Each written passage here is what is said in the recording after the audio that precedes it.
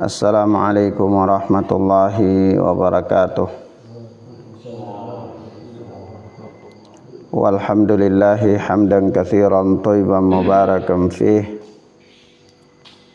kama yuhibbu rabbuna wa yarda. Ashhadu an la ilaha illallah wahdahu la syarika lah wa ashhadu anna Muhammadan abduhu wa rasuluh sallallahu alaihi wa ala alihi wa ashabihi wa man sara ala nahjihi ila yaumil qiyamah. Amma ba'd. Ikhwana fid din, a'azzani Allah wa iyyakum. Kita masuk pada hadis yang berikutnya dengan kitab Bahjatu Qulubil Abrar oleh Syekh Abdurrahman bin Nasir As-Sa'di rahimana wa rahimahullah. Berkata Syekh, al-haditsu tsalitsu wa tsalasun, hadis yang ke-33, fadlu ta'affufi wa sabri, ya, keutamaan ta'affuf, yakni menjaga diri dari meminta-minta, wa sabri, dan sabar. Ini keutamaan menjaga diri dari meminta-minta dan bersabar. Naam. Maka ya ikhwan, kalau kita mempelajari atau membaca tarikh biografi para sahabat maupun para ulama, kita dapati mereka adalah orang-orang yang memang sangat serius sekali dalam mempertahankan atau menjaga iffah mereka, menjaga harga diri mereka dalam hal tidak mudah bagi mereka untuk meminta-minta, ya, naam. Dan mereka bersabar dalam menghadapi kekurangan-kekurangan di dalam kehidupan mereka, sehingga benar-benar kita lihat tidak ada sekali kebergantungan yang begitu luar biasa kepada makhluk, tapi memang benar-benar mereka bersandar kepada Allah Subhanahu wa ta'ala. Nah, prinsip-prinsip seperti ini telah hampir saja punah pada abad ini, di mana kita mendapati sebagian besar manusia sudah tidak lagi memperhatikan iffah diri mereka, ya, sampai kalangan, jangankan kalangan awam dari kaum muslimin, bahkan ada orang yang menjadikan meminta-minta itu sebagai profesi, ya. Nah, ini tercela sekali. Nah, begitu pula kita lihat tidak luput di sana pun para dai. Mereka juga tidak bisa menjaga iffah diri mereka. Nah, sehingga kita lihat zaman ini zaman banyak sekali para pengemis dengan, ya, gaya yang lebih modern. Dengan gaya yang lebih modern, yaitu kalau kita lihat orang mengemis secara tradisional, itu kita dapati dia di jalan-jalan, ya, dari rumah ke rumah dengan berpakaian yang kumuh, ya, dan seterusnya, sebagaimana lumrahnya seorang pengemis. Tetapi pengemis dengan gaya modern ini, ya, mereka berdasi, jas, ya, dan gaya memintanya pun sudah dibikin sedemikian bagus, pakai proposal, ya, dan seterusnya. Nah, ini bahaya sekali. Maka penting bagi kita untuk menjaga diri dari meminta-minta, kecuali dalam kondisi yang sedemikian rupa adanya, tidak bisa seorang itu dia menghindar darinya. Ya, naam. Sehingga karena orang menganggap bahwa meminta-minta dengan proposal dan lain-lain itu sudah bukanlah aib, maka manusia berlomba-lomba membuat yayasan-yayasan, walaupun dia tidak punya kemampuan untuk itu. Ya, dari sisi pendanaan dia tidak punya kemampuan, dari sisi ilmu dia tidak punya kemampuan, tapi dia nekat untuk mendirikan yayasan-yayasan. Karena apa? Dengan modal buat proposal. Ya, nah, ini aib, Nah, kemudian kita masuk pada hadis. Itu berkata Syekh rahimana wa rahimahullah, an Abi Sa'id al-Khudri radhiyallahu anhu qala, dari Abu Sa'id al-Khudri yang Allah telah meridainya, dia berkata, Abu Sa'id al-Khudri adalah salah seorang sahabat Nabi sallallahu alaihi wa alihi wasallam. Dia berkata, qala Rasulullah sallallahu alaihi wa alihi wasallam. Rasulullah sallallahu alaihi wa alihi wasallam bersabda, "Wa man yasta'fif yu'iffahullah." Barang siapa yang menjaga dirinya dari meminta-minta, niscaya Allah Subhanahu wa taala akan menjaganya. Wa man yastaghni yughnihillah.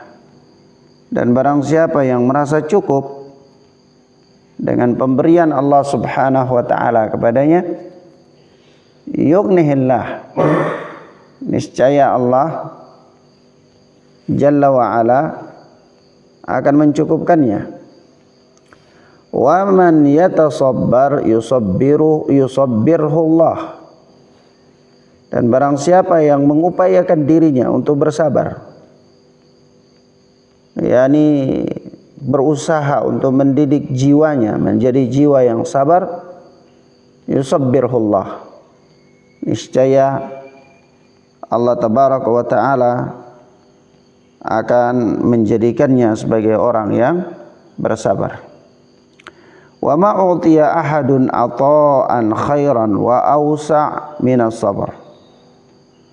Dan tidaklah seseorang diberikan suatu pemberian yang lebih baik dan lebih luas daripada sabar, daripada pemberian kesabaran.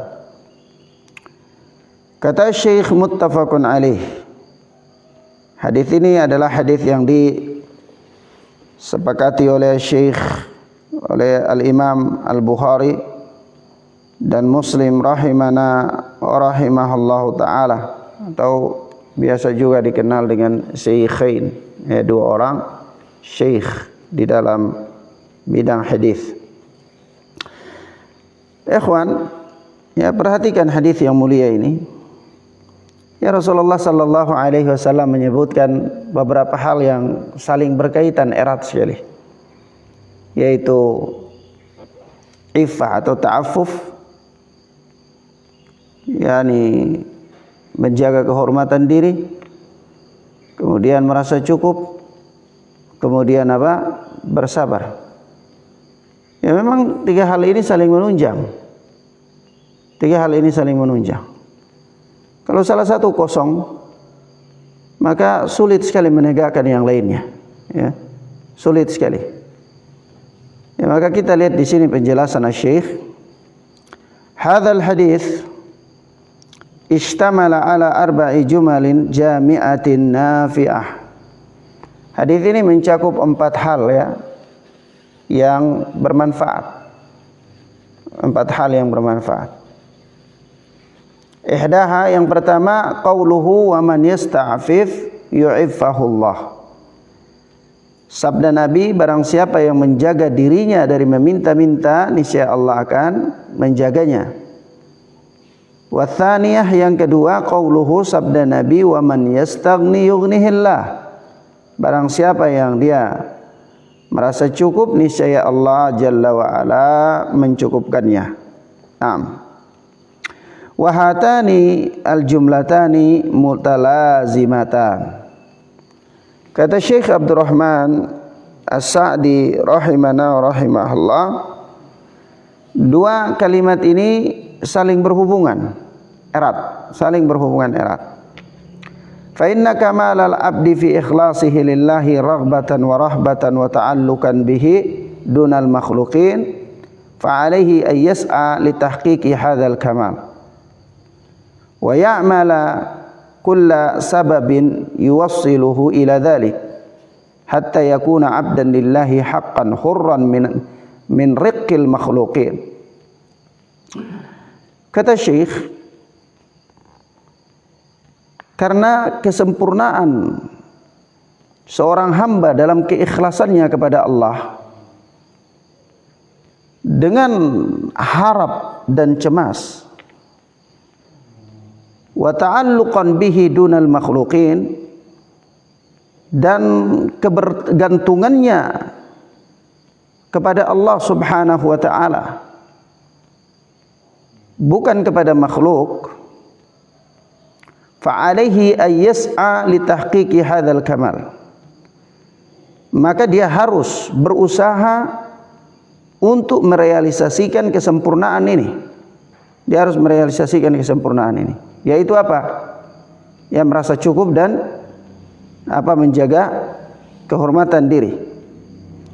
Wa ya'mala kulla sababin yuwassiluhu ila dhalik, dan dia beramal dengan segala sebab yang mengantarkan dia kepadanya. Beramal dengan segala sebab, yakni maksudnya semua sebab apa saja yang bisa mengantarkan seseorang kepada rasa cukup dan bisa mengantarkan seseorang kepada menjaga kehormatan dirinya.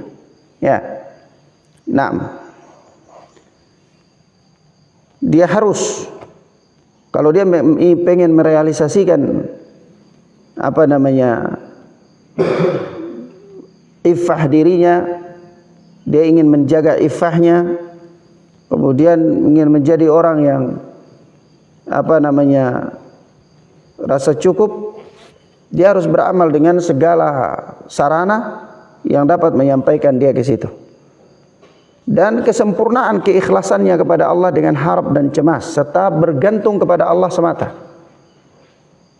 Bergantung kepada Allah Subhanahu wa ta'ala semata. Naam. Hatta yakuna abdan lillahi haqqan hurran min riqqil makhluqin. Sehingga dia menjadi hamba kepada Allah secara benar, bebas dari perbudakan makhluk. Bebas dari perbudakan makhluk. Maksudnya, kalau benar-benar seseorang dia mampu untuk merealisasikan iffah dirinya, dia bisa menjaga kehormatan dirinya dari meminta-minta kepada makhluk. Kemudian dia benar-benar berusaha untuk merasa cukup, menerima semua yang Allah berikan kepadanya, dan dia mencukupkan dirinya dengan itu. Maka orang ini keikhlasannya itu tinggi sekali dalam beribadah kepada Allah, dalam menerima semua takdir Allah. Kemudian dia benar-benar dalam posisi seperti itu, dia menghilangkan kebergantungannya kepada makhluk. Bahwa dia benar-benar bergantung kepada Allah Subhanahu wa ta'ala. Nah, ini tidak bisa terrealisasi. Tidak bisa terrealisasi bi ayyujahida nafsahu an amrain. Kata Syekh Abdul Rahman As-Sa'di, kecuali dengan dia harus memaksakan dirinya berjuang untuk menundukkan dirinya pada dua hal. pada dua hal. Jadi dia mau jadi orang yang benar-benar ikhlas kepada Allah dengan harap yang cemas. Dia benar-benar mau menjadi orang yang bergantung semata-mata kepada Allah. Dia mau jadi orang yang bebas dari perbudakan makhluk, bebas dari kebergantungannya secara penuh kepada makhluk. Kalau dia mau jadi orang yang demikian, maka tidak bisa tidak kecuali dia harus mendidik dirinya supaya melakukan dua perkara, yaitu insirafuha anit ta'alluqi bil makhluqina bil istighfaf amma fi aidihim fala yatlubuhu bimaqalihi wala bilisanihi wala bilisani halihi. Walihada qala sallallahu alaihi wasallam li Umar, ma ataka min hadzal mal wa anta ghairu musrifin wala sa'ilin fakhudhu wa ma la fala tutbi'hu nafsak. Hal yang pertama adalah insirafuha anit ta'alluqi bil makhluqina. Dia harus bisa membebaskan dirinya dari kebergantungan kepada makhluk, bil istighfafi amma fi aidihim, dengan menjaga dirinya dari apa-apa yang ada pada mereka. Paham maksudnya? Jadi kalau seorang dia tidak bisa menjaga dirinya dari apa yang ada di tangan manusia, dia tidak bisa menjaga dirinya dari apa-apa yang dimiliki oleh manusia, maka dia akan sangat bercita-cita, berkeinginan besar untuk memiliki apa yang dimiliki oleh orang lain. Ya. Nah, kalau seperti itu, dalam kondisi dia tidak punya kemampuan, maka dia bisa terjatuh di dalam dua hal. Pertama, dia tidak bisa menjaga iffah dirinya, dan yang kedua, dia bisa jadi dia tidak akan merasa cukup dengan apa yang dia punya. Apa ya, ikhwan? Karena apa? Karena keinginannya besar, dia tidak bisa mengendalikan keinginannya. Kalau dia tidak bisa mengendalikan keinginannya, tidak bisa memalingkan keinginannya dari kebergantungannya kepada makhluk, maka dia akan selalu merasa tidak cukup dan dia menginginkan apa yang ada pada orang lain yang dia tidak sanggupi. Maka ini dia tidak bisa sempurna dalam keikhlasannya kepada Allah. Ya? Dia tidak bisa sempurna dalam menerima takdir Allah, tidak bisa sempurna dalam melihat bagaimana Allah membagi-bagi rizkinya kepada manusia, ya, dan seterusnya. Nah, fala yatlubuhu bimaqalihi wala bilisani halih. Ya, kalau dia itu dia mampu membebaskan dirinya dari kebergantungannya kepada manusia dengan merasa cukup, ya, menjaga dirinya dari apa-apa yang dimiliki oleh orang lain, ya, tidak meminta, sehingga dia tidak la yatlubuhu bimaqalih, dia tidak memintanya dengan perkataan, apa yang dimiliki oleh orang lain itu dia tidak minta dengan perkataan, wala bilisani halih, dan juga dia tidak meminta walaupun dalam bentuk isyarat. Ya. Ada orang memang dia tidak minta dengan bentuk lisan, tapi dia meminta dengan bentuk isyarat. Ya. Ada orang, Ustadz gimana kabarnya? Alhamdulillah sehat, tapi di rumah sudah tidak ada beras. Nah, ini minta dengan apa? Minta dengan isyarat. Nah, ini Ustadz tidak bisa menjaga iffah dirinya. Tidak bisa menjaga iffah dirinya. Ustadz bagaimana kabar? Oh, alhamdulillah sehat, tapi anak-anak ini lagi sakit. Ini ada isyarat di sini. Maka kalau seseorang itu dia mampu, ya, memalingkan dirinya dari kebergantungan kepada makhluk, ya, dengan melahirkan, menjaga dirinya dari apa-apa yang ada pada mereka, maka dia tidak memintanya baik secara lisan, ya, sehingga dia tidak memintanya baik secara lisan maupun dengan isyarat. Nah, inilah yang akan menyebabkan, satu hal yang akan menyebabkan dia sampai pada tingkatan, ya, sempurnanya keikhlasannya kepada Allah dengan harap dan cemas, ya, dan apa, kebergantungannya semata-mata kepada Allah Subhanahu wa taala. Ya. Sebab itu kata Syekh, walihada qala sallallahu alaihi wasallam li Umar. Sebab itu Rasulullah sallallahu alaihi wasallam bersabda kepada Umar Ibn al-Khattab radhiyallahu taala anhu. Kata Rasulullah, ma ataka min hadzal mal, ya, ma ataka min hadzal mal wa anta ghairu musyrifin wala sa'ilin fakhudhu. Ya, apa yang datang kepadamu dari harta, ya, tanpa engkau mendambakannya, wala sa'irin, dan juga tidak memintanya, fakhudhu, maka ambil. Apa yang harta yang diberikan kepada engkau, sesuatu yang diberikan kepada engkau tanpa engkau mendamba-dambakan harta tersebut, dan juga tanpa engkau itu memintanya, maka ambil. Maksudnya apa? Ya maksudnya kalau seorang dia mendambakan sesuatu dalam keadaan dia tidak sanggupi, maka ini menunjukkan bahwa dia tidak merasa cukup dengan apa yang Allah berikan kepadanya. Ya, mafhum ya? Nah, dia tidak merasa cukup dengan apa yang Allah berikan kepadanya. Apalagi sampai dia menjadi orang yang sa'il, meminta. Kalau dia menjadi orang yang meminta, ya maka di sini berarti tidak ada pada dirinya ta'affuf. Tidak ada pada dirinya ta'affuf. Sebab itu Al-Alama Muqbil bin Hadi rahmatullah alaih, itu beliau mempunyai suatu buku kecil bagus sekali. Itu beliau mengumpulkan riwayat-riwayat tentang permasalahan tercelanya meminta-minta ini. Beliau beri judul Dhammul Mas'alah, tercelanya meminta-minta. Tercelanya meminta-minta. Nah, dan kalau kita lihat ya kawan, kehidupan sahabat seperti Abu Hurairah radhiyallahu taala anhu, ahlu sufa itu mereka hidup dalam keadaan keterbatasan di pelataran Masjid Nabawi.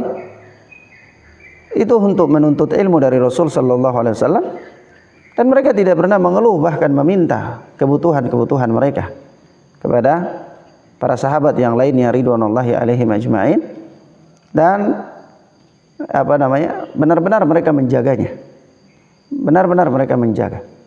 Sampai-sampai suatu ketika Abu Hurairah itu lapar dia keluar cari makan. Kebiasaannya orang Arab itu kalau kita bertemu di jalan, ngobrol-ngobrol, ajak ke rumah pasti makan. Itulah adab mereka yang baik, adab yang baik. Nah, Abu Hurairah ini pengen diajak makan tanpa minta, pengen diajak makan tanpa minta. Kondisinya memang lapar, sangat butuh. Maka dia keluar dari masjid, ketemu sama Abu Bakar As-Siddiq. Dia pikir bagaimana caranya supaya Abu Bakar As-Siddiq bisa ngajak dia makan tanpa minta. Ajak ngobrol aja deh. Begitu Abu Bakar As-Siddiq sampai, dia tanya, ya Abu Bakar, tahukah engkau ini hadis sekian ngobrol. Abu Bakar jawab apa adanya. Selesai itu sudah pergi. Abu Bakar pergi, tunaikan keperluannya, hajatnya. Abu Hurairah berpikir ini orang pertama belum paham maksud dia. Begitu tidak lama muncullah Ibnul Khattab, Umar radhiyallahu taala anhu. Abu Hurairah pun memakai trik yang kedua. Dia pikir ini Abu Umar ini mudah-mudahan pasti bisa ajak makan ini kalau ajak ngobrol. Maka begitu Umar sampai, dia tanya, Umar, tahukah engkau ini hadis demikian ngobrol. Dilayani oleh Umar bin Khattab radhiyallahu taala anhu. Selesai itu Umar pun berlalu pergi meninggalkan. Abu Hurairah makin hari makin lapar. Dia katakan dalam hatinya, rupanya Allah takdirkan dua orang ini tidak paham maksud saya. Maka tidak lama kemudian muncul Rasul sallallahu alaihi wasallam. Abu Hurairah pun pakai trik yang sama. Begitu Rasulullah mendekat, Abu Hurairah mengatakan, ya Rasulullah. Dia ingin bertanya, Rasulullah tersenyum. Dikasih tahu sama malaikat bahwa kondisi Abu Hurairah yang sebenarnya. Maka Abu Hurairah berkata, ya Rasulullah, kenapa engkau tersenyum? Kata Rasulullah, innaka ju', engkau lapar ya. Ya bala ya Rasulullah, benar, saya lapar. Maka diajaklah Rasulullah sallallahu alaihi wasallam ke kambing-kambing Baitul Mal, diperas susunya dan diminumlah oleh Abu Hurairah dan teman-temannya ahlu sufa yang lainnya. Nah, ini gambaran mereka benar-benar Masya Allah, benar-benar bisa menjaga ifah diri mereka. Nah, di abad ini anak punya satu kisah ya kawan. Ketika anak masih berada di negeri Yaman ketika itu, suatu saat anak ziarah bertemu dengan Syekh Yahya Al-Hajuri, hafizana wa hafizahullah. Kalau tidak salah, pertemuan kita waktu itu di hari Jumat ba'da asar kalau tidak salah ya. Nah,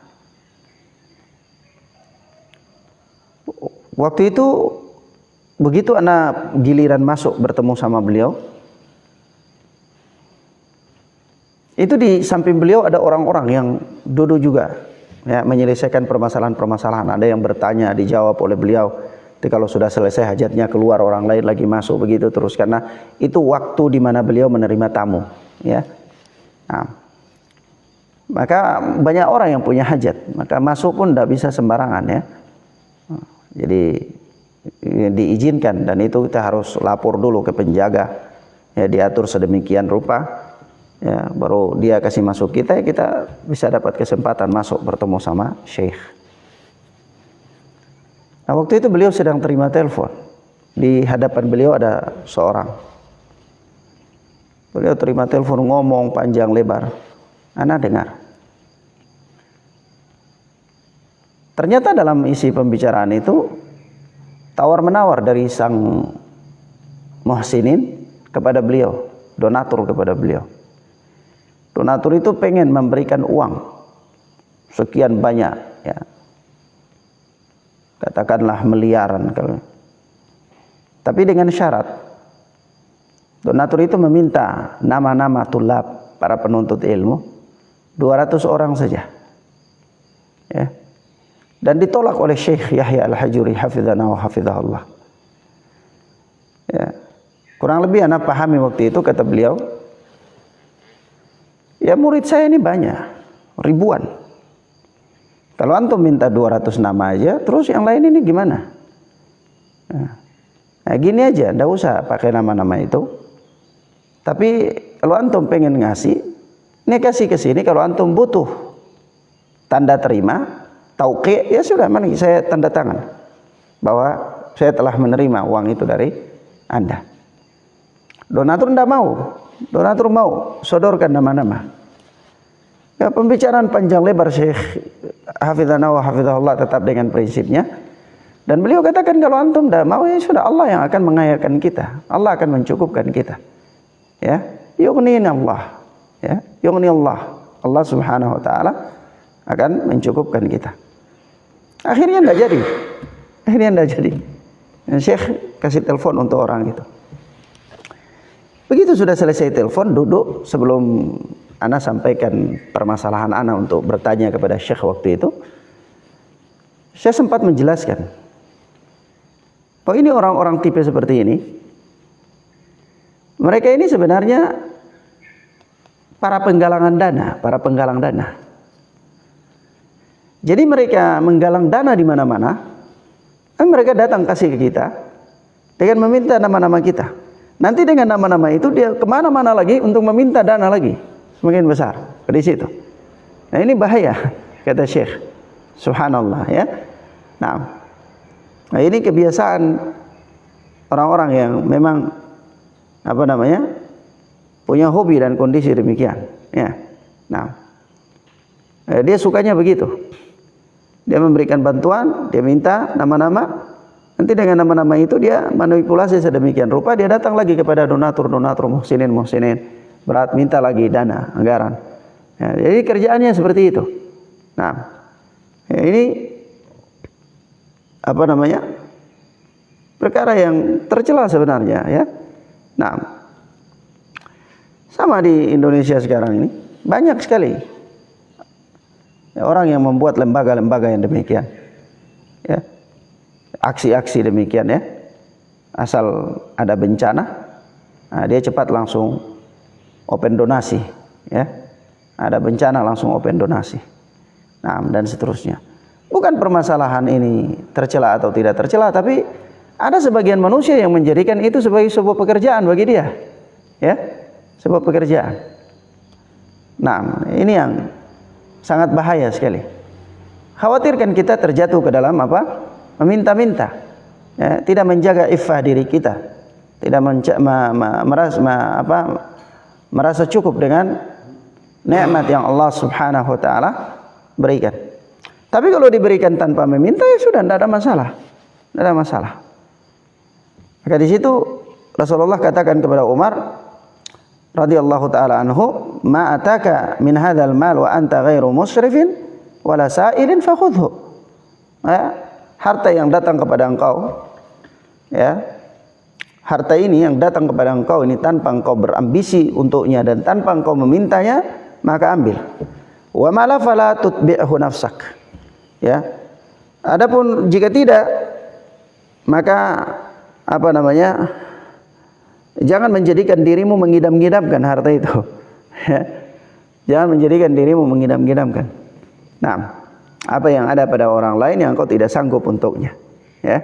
Berbeda halnya dengan kalau engkau mempunyai sebuah cita-cita untuk bekerja, untuk mendapatkan suatu permasalahan, itu tidak ada masalah di situ. Itu beda babnya, ya. Mafhum ya, ikhwan? Nah, ini subhanallah. Sebab itu kita lihat orang-orang yang mereka benar-benar menjaga iffah diri mereka, ya. Ana ingin sampaikan suatu kisah kepada antum di situ, kisah yang berkaitan dengan Syekh Al-Allamah Ibnu Utsaimin rahimahullah. Suatu ketika Syekh ini di markis beliau, ya, di Unaizah, ya, di Qasim, di Unaizah, di luar dari kota Makkah. Itu beliau suatu ketika selesai ngajar dari masjidnya, beliau ngobrol-ngobrol di depan rumah. Tiba-tiba mobil mewah datang, mobil miliaran rupiah datang. Semua para tulab ketika itu terkesima dengan bagusnya dan mewahnya mobil itu. Mereka pada lihat Syekh yang ketika itu sedang ngobrol di depan masjid dengan seorang talib, itu tidak gubris sedikit pun dengan mobil itu, tidak menoleh untuk melihatnya pun tidak.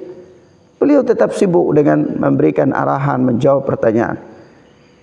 Maka keluar dari mobil itu seorang supir datang menghadap Syekh, ya, menghadap Syekh, kemudian memberikan salam kepada Syekh dan mengatakan, "Ya Syekh, ini saya diutus oleh pangeran membawa ini mobil untuk antum.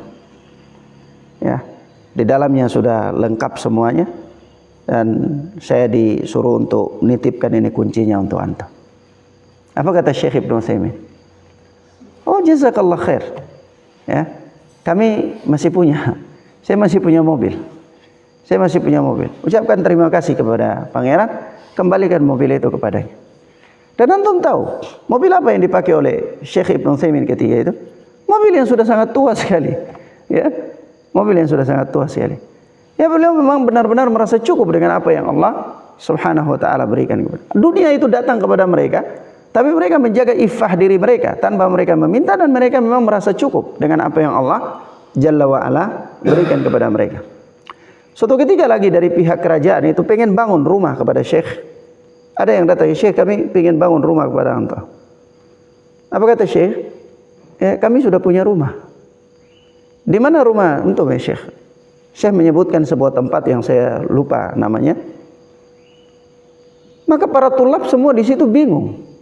Kami selama belajar kepada Syekh di sini, kami belum tahu kalau beliau punya rumah ada di sana. Maka begitu sudah selesai, mereka tanya, "Ya Syekh, antum punya rumah di sana?" Kata Syekh, "Ya, rumah kita semua di sana." Ternyata yang ditunjukkan oleh Syekh itu adalah tempat pemakaman. Tempat pemakaman. Disitulah rumah kita, kata Syekh rahmatullah alaih. Nah, itu ambisi dan pikiran mereka memang terfokus kepada apa? Kehidupan akhirat. Kehidupan akhirat. Kalau kita subhanallah ikhwan, kita ini bukan terfokus kepada akhirat, tetapi akhirat kadang-kadang kita jadikan untuk mendapatkan dunia. Akhirat kita jadikan untuk mendapatkan dunia. Apalagi aktivis dakwah, ya, subhanallah. Sehingga banyak yang merusak generasi muda. Generasi muda ini mereka banyak rusak agama mereka, yang tadinya mereka istiqamah tapi jadi rusak agama mereka. Itu karena apa? Fitnah ini, fitnah dunia. Ya. Dunia membuat mereka melenceng dari tujuan mereka belajar. dunia membuat mereka tidak istiqamah di atas manhaj yang benar. Ya, kenapa? Karena manhaj yang benar ini dia hidup dengan apa adanya. Ya, sementara di sana ada tawaran dari yayasan ini, tawaran dari apa lembaga ini dan seterusnya. Ya, dia masuk di sana, berkecimpung di sana dan seterusnya, yang kemudian membuat dia tidak mampu untuk memegang agama ini dengan benar. Ya, dia tidak mampu menjadi al-ghuraba, di keterasingan di tengah-tengah kerusakan manusia. Ya, dia tidak mampu. Dia tidak mampu. Kenapa? Karena fitnah apa? Fitnah dunia. Dia tidak mampu untuk merealisasikan rasa cukupnya terhadap pemberian Allah Subhanahu wa taala. Dan dia tidak mampu menjaga iffah dirinya.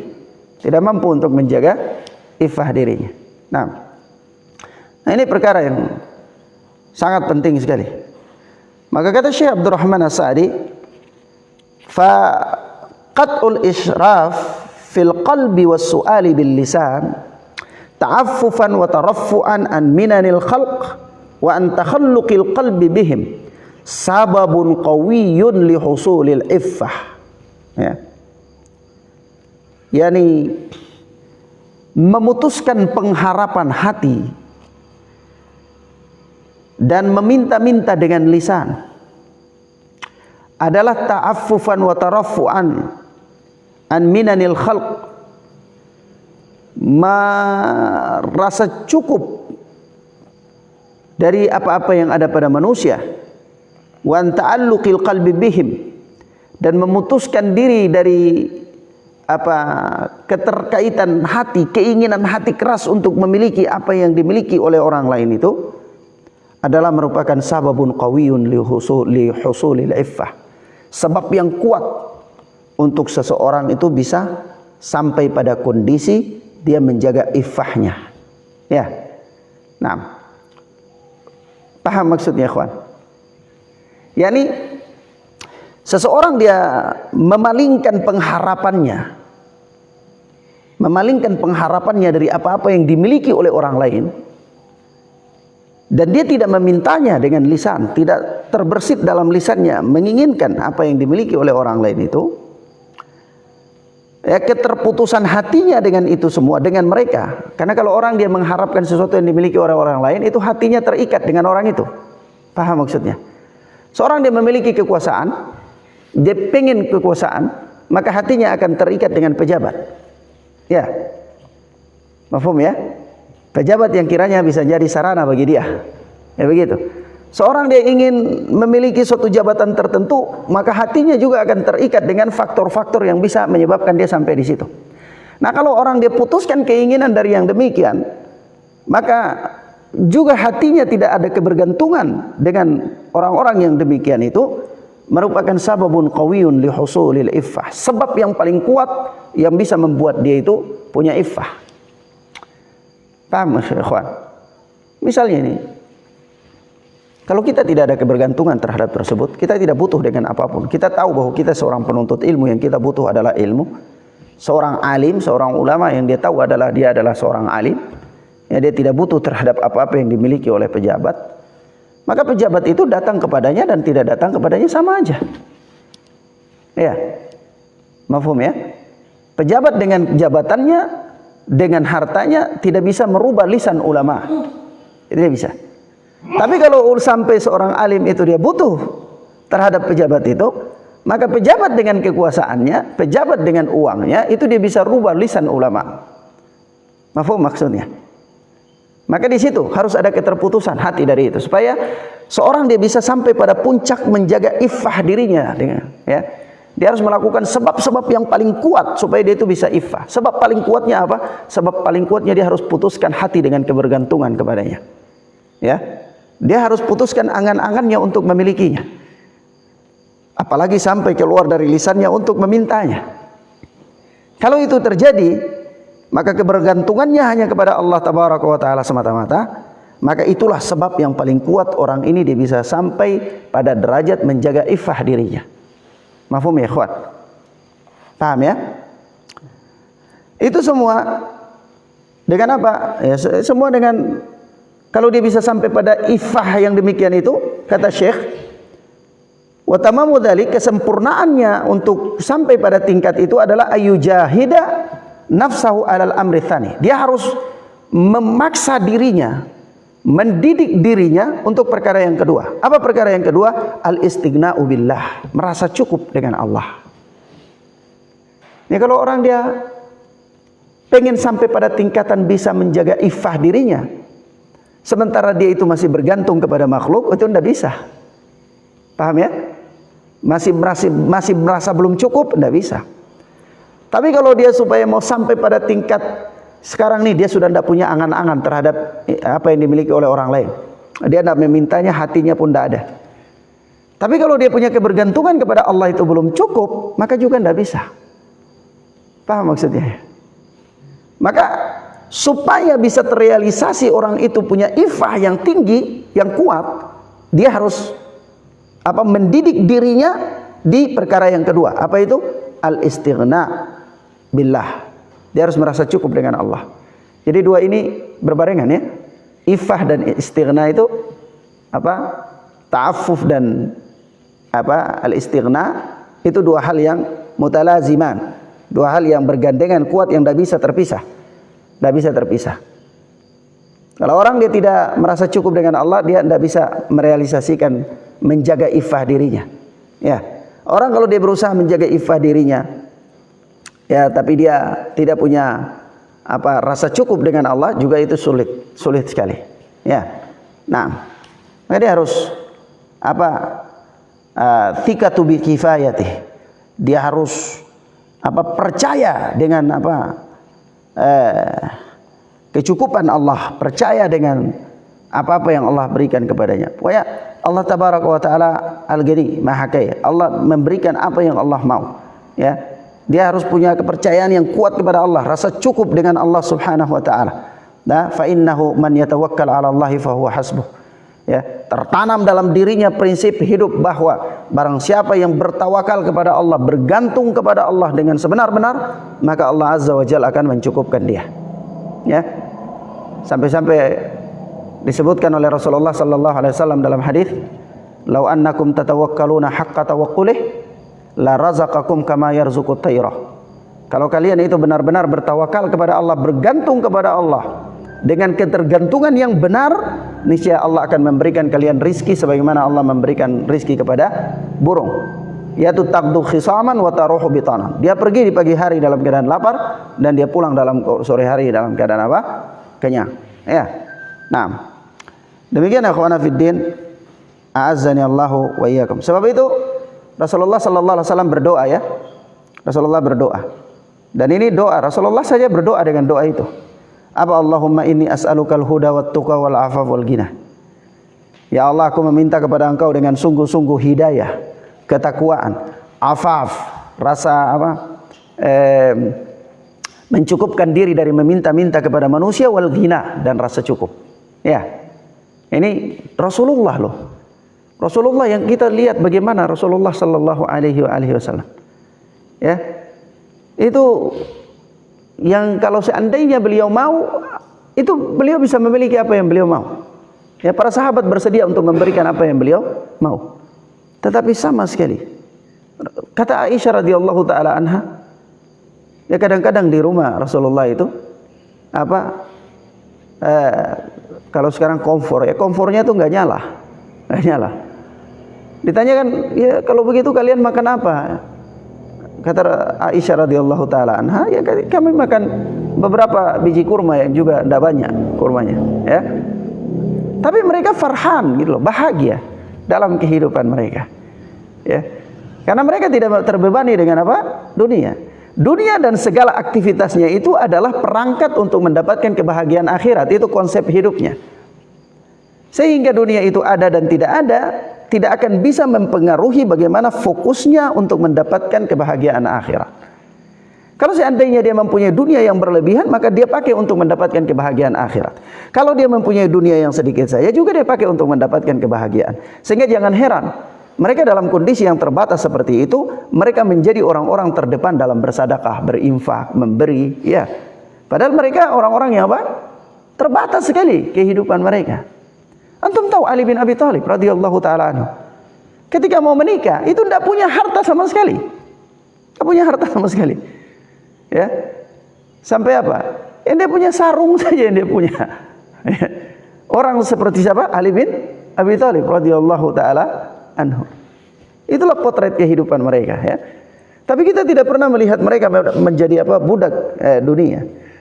Tidak pernah. Dan kita tidak pernah melihat mereka bisa tunduk kepada Romawi. Kita lihat mereka tidak bisa tunduk kepada Persia, ya. Allah Subhanahu wa taala memang memberikan izzah yang tinggi kepada mereka, ya. Nah, kalau Rasulullah saja itu berdoa dengan doa ini, ya ikhwan, Allahumma inni as'alukal huda wat tuqa wal afaf wal ghina, maka lebih pantas lagi kita berdoa dengan doa ini, lebih pantas, ya. Demikian ikhwana fid din azani Allah wa iyakum. Sebab itu kata Rasulullah, laisal ghina an kathratil arad, innamal ghina ghinal qalb. Ya, bukanlah orang yang kaya itu orang yang punya banyak hartanya, tapi orang yang kaya itu adalah kaya hatinya. Artinya hatinya itu tentram dalam menjaga iffahnya itu. Tenang dalam menjaga iffahnya. Dia fakir dalam kesendirian. Tetapi begitu dia hadir di hadapan orang, dia seolah-olah adalah saudagar kaya, orang yang punya harta yang banyak, orang yang hidupnya senang, orang yang makmur, tentram dan seterusnya, ya. Taib. Demikian ikhwana fid din azani Allah wa iyyakum. Inilah beberapa hal yang bisa kita sampaikan pada kesempatan yang mubarakah ini. Kita lanjutkan pada pertemuan berikutnya biidznillah taala. Wassallallahu ala nabiyina Muhammad wa ala alihi washabbihi wasallam. Subhanakallahumma wa bihamdika asyhadu an la ilaha illa anta astaghfiruka wa atubu ilaik. Wassalamualaikum warahmatullahi wabarakatuh.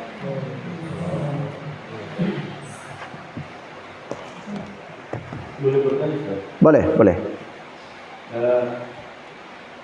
Apakah memang benar-benar tidak ada celah dari syariat sehingga seseorang itu terpaksa meminta dengan lisan? Misalnya begini, kalau kita berbicara masalah para sahabat, ya, jadi mereka menjadi kuat sekali. Tapi bagi orang awam, misalnya dia sudah sangat-sangat terpaksa.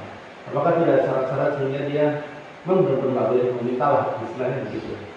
Boleh, seorang boleh meminta dalam tiga keadaan. Dan itu harus ada orang yang bisa menjadi saksi bahwa orang itu memang dia sangat butuh terhadap perkara tersebut, ya. Orang yang intinya dalam keadaan yang darurat, baginya, ya, tidak ada dia tidak punya kesanggupan menghadapi kondisi yang ada, dan dia tidak punya cara kecuali dia harus meminta, ya. Nah, dan itu sekedar untuk mencukupi saja kebutuhannya ketika itu. Tidak boleh meminta-minta itu dijadikan sebagai suatu kebiasaan, ya. Nah, wallahu taala a'lam bis-shawab. Nah, saya pernah mendengar bahwa seseorang itu akan mendapat dosa apabila di sekitarnya atau tetangganya ada orang yang sangat kekurangan, sampai kelaparan. Sementara kan bisa jadi kita tidak tahu bahwa tetangga kita ada yang kelaparan gitu. Itu bagaimana penjelasan?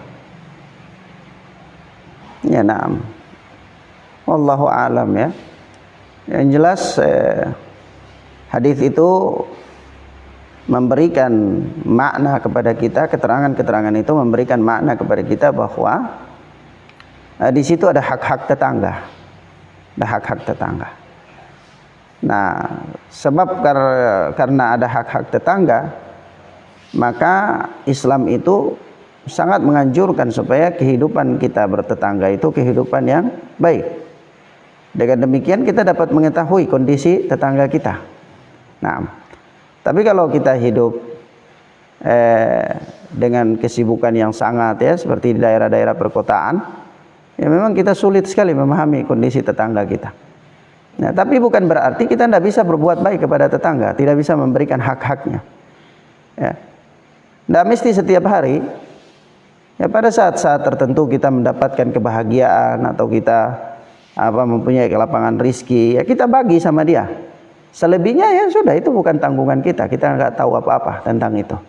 Selama kita juga sudah berusaha untuk berbagi dalam hal-hal yang kita sanggupi dan memungkinkan, ya, sanggupi dan memungkinkan. Nah, wallahu taala a'lam bissawab. Tayyib. Naam, khalas ya. Subhanakallahumma bihamdika asyhadu an la ilaha illa anta astaghfiruka wa atubu ilaik. Wassalamualaikum warahmatullahi wabarakatuh.